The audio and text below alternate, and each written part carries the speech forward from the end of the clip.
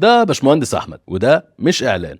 احمد كان بيواجه مشكله في الكليه، وهي انهم ما كانوش بيهتموا بالتطبيق العملي، عشان كده حضر كورس الاي اي في امت. حسنت عندي حاجه ما اتحسنتش نهائي من الكليه، الا وهي التطبيق العملي. الكليه عندنا ما كانش بيهتموا بالتطبيق العملي، نظرا لان وقت المحاضرات كان بيكون اكتر بكتير من وقت السكشن. انا ما كانش ليا الوقت الكافي ان انا اجرب فيها براحتي. هنا انا لقيت الدنيا انه ايه، اللي انت هتاخده تفهم نظري هتفهم عملي، وبصراحه هنا كمان النظري كان كويس. باشمهندس احمد كان شايف ان الكورسات هي الحاجه اللي تقدر على اساسها تحدد اذا كنت شاطر او لا، عشان كده لازم تاخد كورسات في مجالك قبل ما تقدر تقول على نفسك شاطر ومتمكن. يعني ما ينفعش اقول باشمهندس فلان استاذ وبيفهم غير لما اكون عارف ان فعلا باشمهندس فلان ده عدى بواحد اتنين وتلاته وقدر يثبت ان هو بيفهم. طب ازاي يفهم؟ ان هو يتعلم. طب اللي يتعلم ازاي؟ من كورسز، من يوتيوب، من توتوريالز عاديه، من الجامعه، من زمايله، من في حاجات كتير. فانت لازم تكون عارف. طب ازاي تعرف؟ انك لازم تكون اتدربت او جربت حاجه بايدك. ساعتها لما تعرف تروح تشتغل تبقى اوريدي عرفت،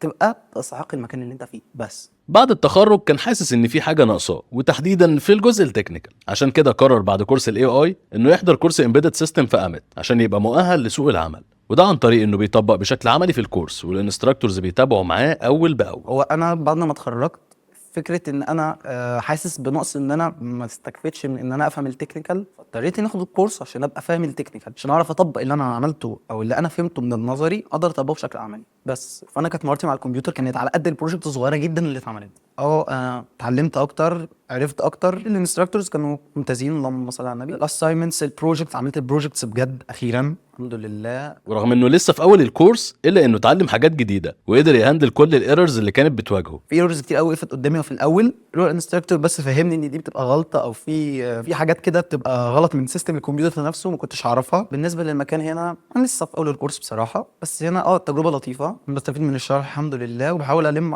على قد ما اقدر علشان ما ازنقش نفسي في الوقت. انت كمان تقدر تاخد القرار دلوقتي وتبدا رحله جديده هنكون معاك فيها خطوه بخطوه. مع امت ليرنينج بنبني جيل.